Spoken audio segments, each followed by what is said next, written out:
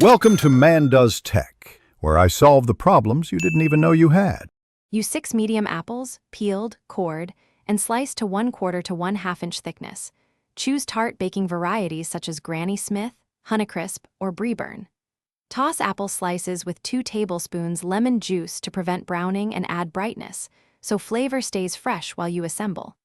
Measure 1/2 cup granulated sugar and 1/4 cup brown sugar for balanced sweetness, and set aside 1 teaspoon ground cinnamon and 1/8 teaspoon ground nutmeg for spice. Prepare a 9-inch pie shell and a sheet pan for any excess. Combine 3 tablespoons cornstarch with 1/2 cup cold water to make a smooth slurry. This prevents lumps and gives the filling body without floury taste. In a large skillet over medium heat, add apple slices, 1/2 cup granulated sugar, 1/4 cup brown sugar, 1 teaspoon cinnamon, 1/8 teaspoon nutmeg, and 2 tablespoons lemon juice, stirring to coat. Pour in the cornstarch slurry. Bring to a gentle boil and cook until the mixture thickens and becomes glossy, about 4 to 6 minutes. Stir in 2 tablespoons unsalted butter off heat for richness and sheen.